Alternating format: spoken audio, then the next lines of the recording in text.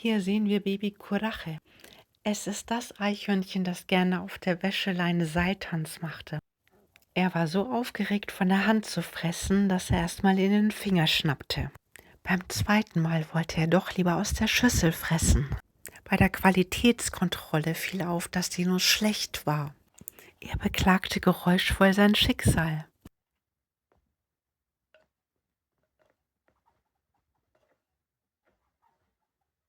Einfach nochmal laut stellen, neu ansehen und genau seinen lustigen Geräuschen zuhören.